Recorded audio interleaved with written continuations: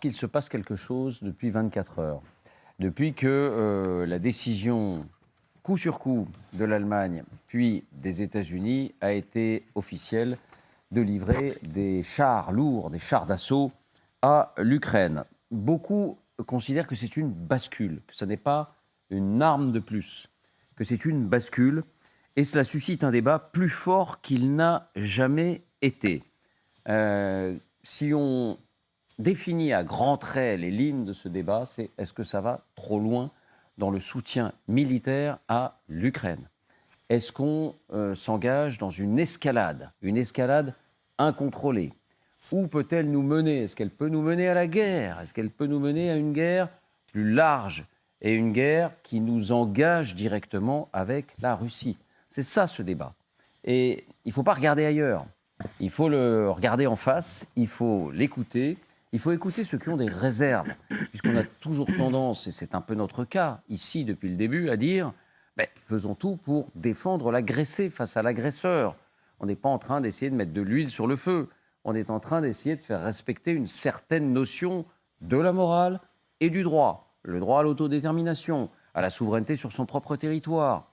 Donc on est en train d'essayer de défendre la démocratie aussi contre le régime autoritaire. Oui, mais ces voix-là qui indiquent qu'ils s'interrogent sur le devenir, sur la stratégie que nous menons. Est-elle vraiment une stratégie contrôlée? Où est-ce qu'elle nous mène?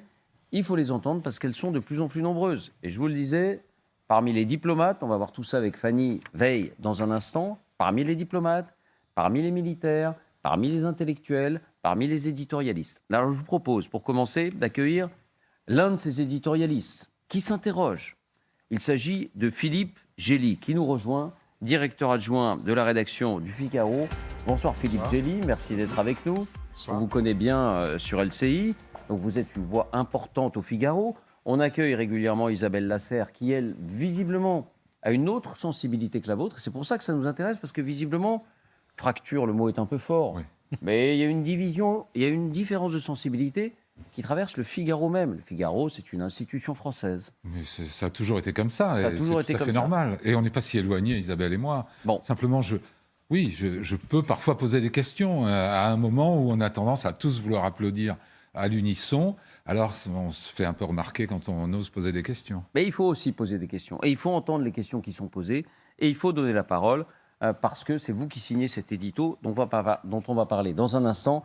D'abord, posons les termes de ce débat. Comment est-il amené? Par qui? Quelles sont les positions exprimées? Voici donc les indispensables avec Fanny Veil. Bonsoir Fanny. Bonsoir David, bonsoir à tous. Donc je le disais, ces voix, on les entend beaucoup plus depuis 24 heures pour dire aider l'Ukraine, pourquoi pas, mais jusqu'où? Est-ce qu'on y a vraiment réfléchi et où est-ce que ça nous amène? Oui, aider l'Ukraine, mais pas trop, entre guillemets. Parce qu'aider l'Ukraine, c'est entrer, vous le dites, dans un engrenage. C'est le titre de votre éditorial, Philippe Gély, ce matin, en une du Figaro. Vous dites que les dirigeants occidentaux veulent soutenir l'Ukraine jusqu'au départ des forces russes, tout en évitant une escalade avec Moscou. Ils sont pourtant lancés, poursuivez-vous, dans un engrenage, sans plan de bataille réfléchi, mais sous l'inlassable pression de Volodymyr Zelensky. Et vous expliquez où pourrait conduire cet engrenage. Si les chars ne font pas la différence sur le front, chacun voit bien l'étape suivante. Ces missiles à longue portée qui manquent encore à la panoplie ukrainienne. Un jour viendra où Kiev expliquera qu'il faut frapper en Russie pour amener le Kremlin à la table des négociations. On ne pourra pas feindre la surprise, dites-vous. Dans ce papier, vous rejoignez les appréhensions de beaucoup d'autres. Hier, on évoquait par exemple ici l'ex-ambassadeur de France à Washington, Gérard Haro. Voici précisément ces termes sur Twitter. Gageons que nous aurons le même débat éreintant sur la livraison d'avions à l'Ukraine dans quelques semaines. Nous nous sommes engagés pas à pas dans une escalade incontrôlée sans aucune stratégie identifiable. Alors, que craignent précisément ceux qui expriment cette appréhension? Eh bien, ils craignent que le conflit dégénère, s'élargisse et que l'Occident soit happé dans cette guerre. Ces réflexions, on les retrouve aussi chez les politiques, à la gauche de la gauche comme à droite. Écoutez par exemple Fabien Roussel pour le Parti communiste à propos justement de la livraison de ces chars lourds. Vous imaginez bien que faire ce choix-là est un choix qui est grave de conséquences, puisque nous franchissons une étape que nous nous sommes toujours interdits À jusqu'à quelles maintenant. conséquences vous pensez? Et donc, ce sont ces conséquences que je souhaite pouvoir mesurer. Nous disons tous depuis le début, et la France fortement, que nous ne voulons pas participer à une troisième guerre mondiale. Quand même, l'enjeu, il n'est pas petit. C'est ce qu'affirme aussi, à droite cette fois, l'ancien secrétaire d'État de Nicolas Sarkozy, Pierre Lelouch. La question de fond qui est posée aujourd'hui, dans ce moment, qui est un moment de tournant, quel est l'objectif de cette guerre? Les Ukrainiens, légitimement, ils veulent reprendre leur territoire. Le problème, c'est que nous entrons aujourd'hui dans une guerre non déclarée par procuration entre la totalité des pays de l'OTAN et la Russie. C'est ça qui est en train de se passer. Et qui dit confrontation directe, David, dit aussi risque d'utilisation d'armes nucléaires. Écoutez ce que disait à ce sujet il y a peu l'ancien conseiller de Nicolas Sarkozy, Henri Guénaud. On est dans la surenchère permanente, on est dans l'escalade permanente. Voilà, et cette escalade, elle reste très dangereuse. On est sur une toile de fond d'arsenaux nucléaires, donc avec un vrai danger, même si personne n'a l'intention de les utiliser. On ne sait jamais. Aujourd'hui, on est tellement convaincus que ça n'arrivera pas qu'on a l'impression de pouvoir tout se permettre. Eh bien non, il ne faut pas tout se permettre, il faut réfléchir. Et ça concerne évidemment les Ukrainiens, ça concerne les Russes et ça nous concerne nous, les Européens et les Américains. Même crainte du côté du député de la France Insoumise, Alexis Corbière, qui répondait à la question de savoir si la France devait, elle aussi, livrer des chars lourds, ces fameux chars Leclerc. On l'écoute. C'est quand même une puissance nucléaire, la Russie. Oui. Si la France est entraînée là-dedans, avec les États-Unis qui sont derrière et la Russie, ça reste quasiment la première puissance nucléaire. Et donc je suis pour quand même que on s'embarque pas dans des choses qui enveniment encore plus le conflit, en croyant effectivement qu'on va faire essuyer une défaite rapide. Voilà, ça c'est l'essentiel. Mais il y a quand même un autre argument aussi qui est invoqué, Fanny. Oui, c'est l'idée que l'Occident alimente la guerre au lieu de chercher la paix. Et c'est notamment ce que dit Marine Le Pen, toujours à propos de ces chars lourds. Écoutez. La question, c'est est-ce que tout ça ne va pas aggraver cette guerre et quand la guerre s'aggrave, les morts se multiplient. Or, est-ce que c'est l'objectif?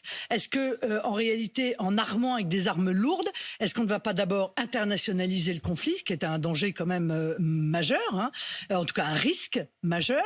Et deuxièmement, est-ce que l'on ne va pas s'éloigner d'une solution négociée de paix?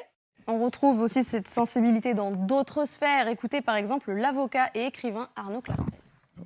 L'Union européenne, l'Europe s'est bâtie sur la paix. Ouais. Et aujourd'hui, l'Union européenne est la plus va-t-en guerre. Normalement, elle devrait se mobiliser pour essayer de trouver des solutions.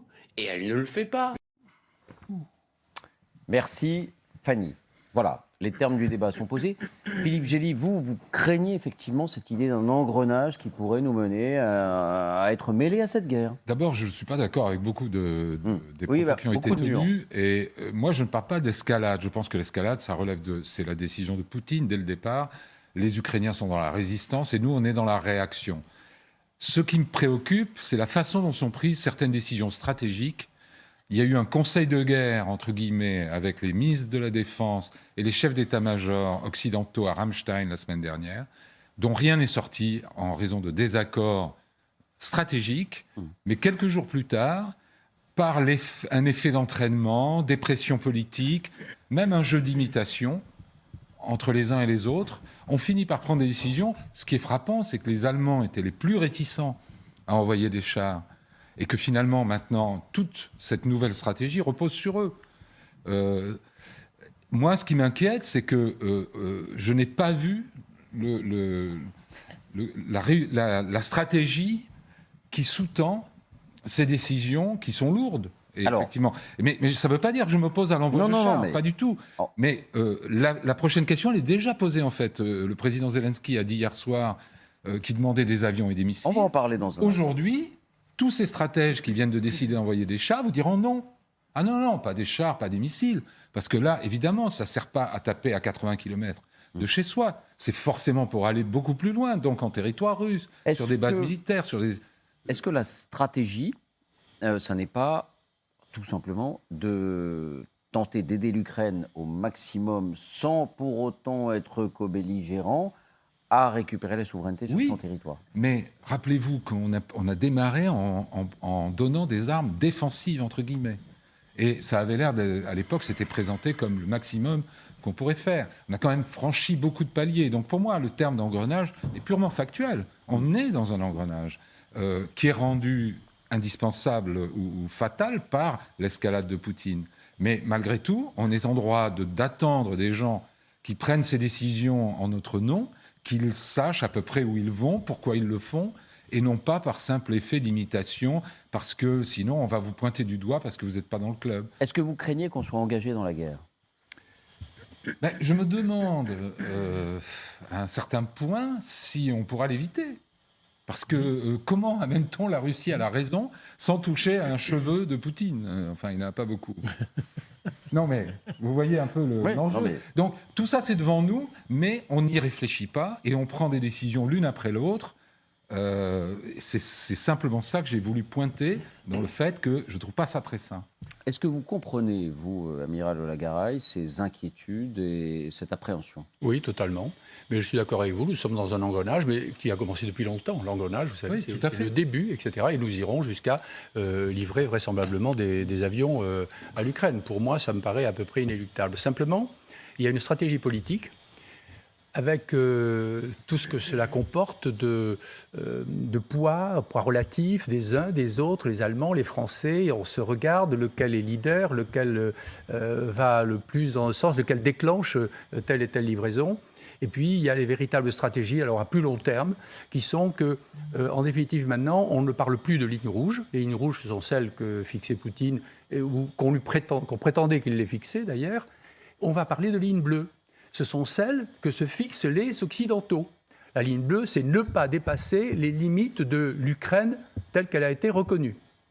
Et la frontière de l'Ukraine. La frontière de l'Ukraine. De 1991. Oui, absolument. Alors, ça inclut effectivement un peu la Crimée. Hein. Donc, le problème de la Crimée est un problème sûrement un peu spécifique. Mais ça veut dire que les Occidentaux, normalement, doivent mettre des conditions extraordinairement strictes, comme celles qu'ils ont mises jusqu'à présent, à la livraison d'armes qui pourraient frapper la Russie. Donc maintenant, c'est la ligne que se sont fixés les Occidentaux. C'est ça l'objectif. Pour bien comprendre aller jusque-là, mais pas plus loin. Pour bien comprendre votre pensée. Vous les avez entendu formuler, ces lignes bleues ? Non, mais je pense, moi, que c'est celle-là. Alors, après, qu'est-ce qui se passe-t-il ? On voit que les Ukrainiens utilisent des drones et de... Non, mais on va y venir à la question des avions. Mais pour bien comprendre votre pensée, est-ce que vous regrettez qu'on ait abandonné cette peur des lignes rouges ? Écoutez, tout ça, c'est aussi un engrenage de réflexion, si vous voulez. Chaque fois qu'on voyait que Poutine ne réagissait pas, ou simplement par des attaques de drones, tout le monde s'enhardissait. Il faut dire aussi que dans l'Union... À raison ou à tort ? Je ne sais pas, mais dans cette coalition occidentale, se sont révélés des peuples qui ne parlaient pas. Vous voyez que la Pologne prend maintenant une importance extraordinaire, soutient Zelensky d'une façon, Morawiecki, on l'a vu tout à l'heure, d'une façon extrêmement forte. Les Pays-Bas font entendre leur voix. Ça n'est pas une vraie coalition dans laquelle tout le monde ne parle que d'une seule voix. Vous voyez des voix entraînantes, vous voyez des voix fortes. Est-ce que vous diriez va-t-en guerre ? Non, je dirais des voix fortes qui expriment des positions de leur pays. Alors, va-t-en guerre, chaque pays a une analyse. Et il paraît extrêmement difficile maintenant de converger vers une analyse commune. Chose qu'il faut remarquer quand même, c'est que les Américains sont de l'autre côté de l'Atlantique, que le champ de bataille, si champ de bataille il y a, sera en Europe, risquerait d'être en Europe, et qu'un des objectifs de l'Amérique quand même, je ne dis pas, je leur fais pas un procès d'intention, c'est que plus dur ce combat, plus dure cette guerre, plus affaiblit la Russie. Et ça, il ne faut jamais quand même l'oublier. Anne, est-ce que vous comprenez les craintes qui s'expriment en particulier depuis 24 heures et l'ampleur qu'est en train de prendre ce débat qui existait en sourdine avant, hein, mais avec quelques voix et qui s'exprime plus amplement aujourd'hui? Oui, je voudrais d'abord parler de débat plus que de crainte, c'est-à-dire que nous traversons une période qui est extrêmement grave, les enjeux sont considérables, les décisions qui ont été prises, qui sont prises, qui seront prises engage l'avenir de l'Europe, de l'Ukraine, bien sûr, de la Russie, mais aussi de toute l'Europe. Et donc, dans ce contexte-là, les débats sont absolument sains. On est dans une démocratie, la liberté d'expression fait partie de notre capital. Et donc, il est non seulement sain, mais absolument nécessaire qu'il y ait des débats. Vous dites donc, pas, de ce point de vue-là, on a affaire à des Munichois qui ont peur, qui n'ont pas de courage, parce qu'on entend ça aussi. Hein.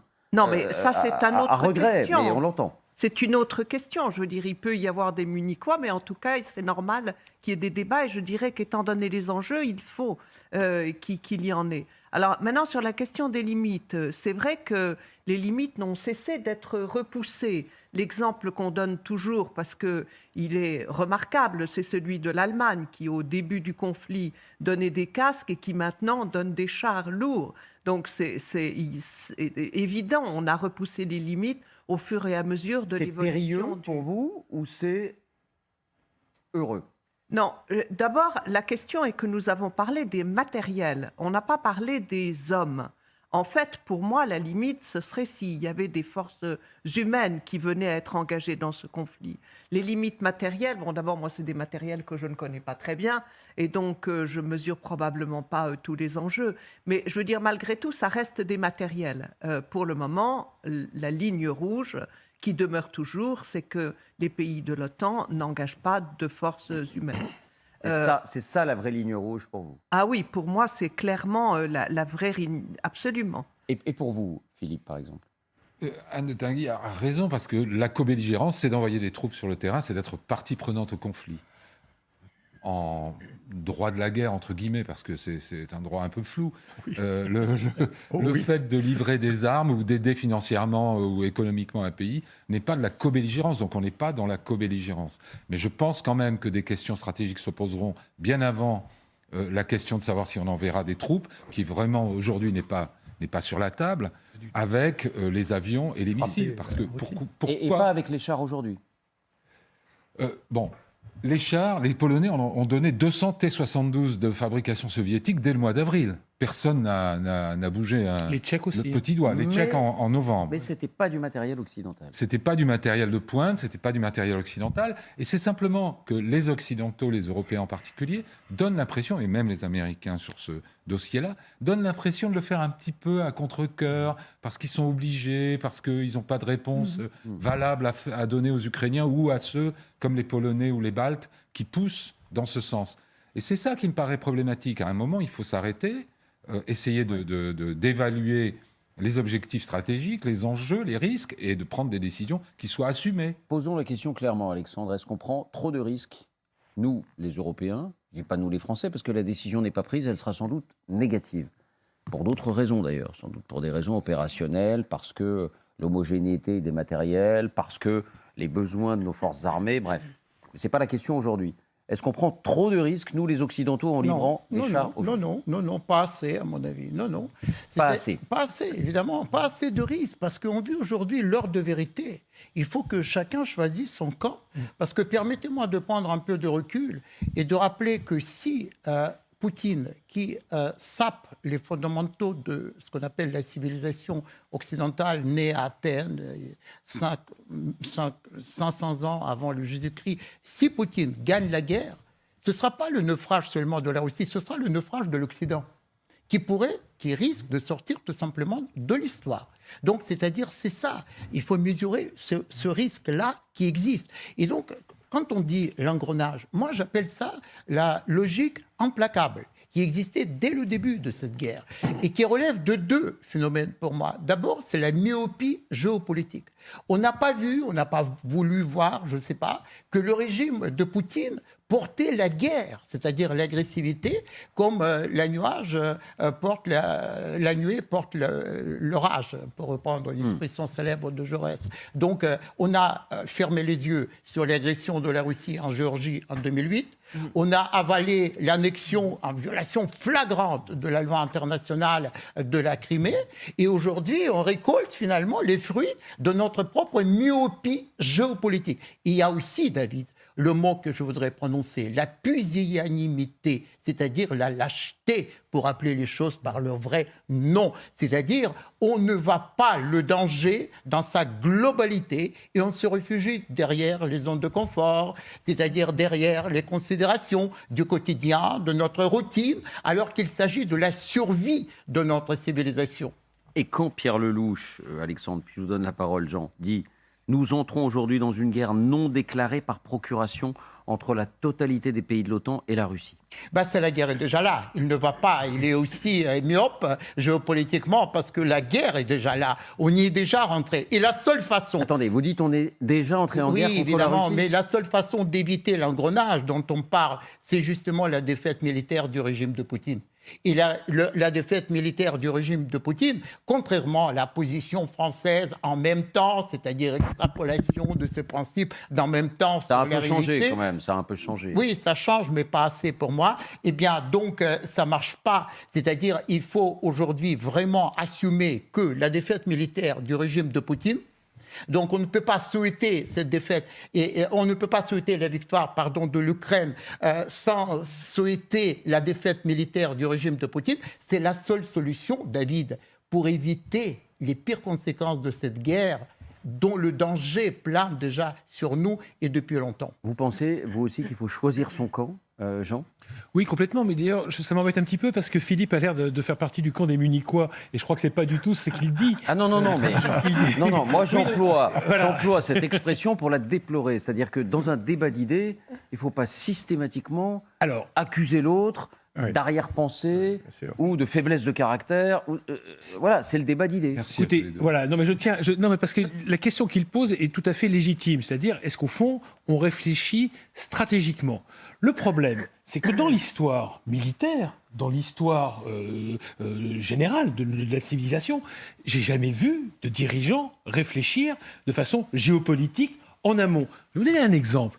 Vous savez qu'en 1939-1940, les Américains ont livré des avions aux Français, mais comme ils ne pouvaient pas surmonter le veto du Congrès, ils les ont amenés à la frontière canadienne. Et là, des Canadiens ont franchi la frontière pour pousser les avions du côté de la frontière canadienne, et là, les Français en ont pris livraison.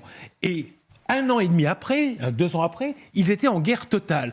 Je veux dire, vous savez, les Américains, quand ils ont commencé à livrer du matériel en masse aux Anglais, est-ce qu'ils se sont interrogés de savoir si ça allait provoquer Adolf Hitler?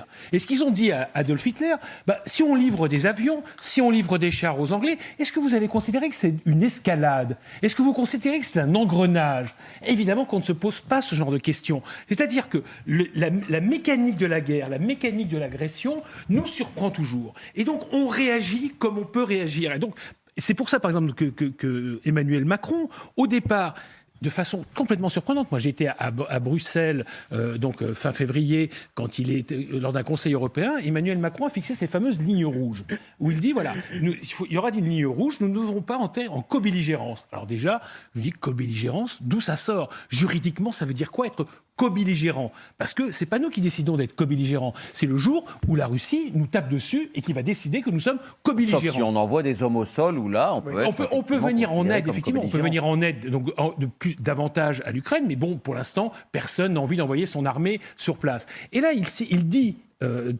textuellement, et c'est sidérant, la co-belligérance, c'est livrer des chars et livrer des avions à l'Ukraine. Et là, je me suis demandé, mais d'où ça sortait? Et il est sorti de cette politique sans le dire en janvier dernier, où il a commencé à livrer ces fameux AMX-10 RC, les chars légers, livrés, à l'Ukraine. Et là, il est sorti. Donc je me dis, c'est marrant ça. Il sort d'une ligne rouge. Il a répété au sommet de l'OTAN au mois de mars, où il dit jamais on ne livrera de chars, etc. Jean, je peux vous poser la question plus directement devant tous ceux qui nous écoutent. Vous personnellement, parce que souvent ça se ramène aussi à une sensibilité personnelle. Vous n'avez aucune crainte, si la France décidait de livrer des chars, encore une fois, ce ne sera sans doute pas le cas, mais vous n'avez aucune crainte qu'on soit happé par la guerre? Mais j'ai la crainte de la guerre. C'est pour que les positions soient clairement exprimées. Mais moi, j'ai peur de la guerre. C'est pour ça que je suis profondément européen. Je ne veux pas de la guerre. Mais nous sommes agressés. Et je ne pense pas que la capitulation soit une option. Il faut que les choses soient très claires. Donc je suis agressé. Moi, dans la rue, quelqu'un m'agresse dans la rue. Il me donne un coup de poing. A priori, je ne vais pas donner un coup de poing au type, mais je me défendrai comme un beau diable. Eh bien, c'est la même chose. Et moi, je préfère être mort que russe. Que les choses soient claires. Je préfère être mort que russe. Voilà. Enfin, russe de Poutine. Philippe, Russe de Poutine. quand vous Voilà. entendez, Pas de vous. on est dans des moments où il faut choisir son camp. C'est-à-dire, on peut Et on certes l'a- s'interroger, on l'a mais il faut choisi. choisir son On camp. l'a clairement choisi et personne Voilà. ne remet ça en question. Simplement, si mes deux voisins ont raison, toutes nos discussions sur les avions, les missiles et même les troupes, ce sont des pudeurs de jeunes filles. Allons-y tout de suite. C'est ça qu'ils nous disent en fait. Bien sûr. Là, on est en train de débattre, fallait-il envoyer des chars lourds? Mais non, si on est déjà dans une guerre qu'on peut qualifier de continentale, sinon de mondiale, avec la Russie qui veut nous détruire, et qu'on doit détruire avant qu'elle nous détruise, alors c'est pas la peine de alors, couper poursuivons pour les cette- cheveux en quatre.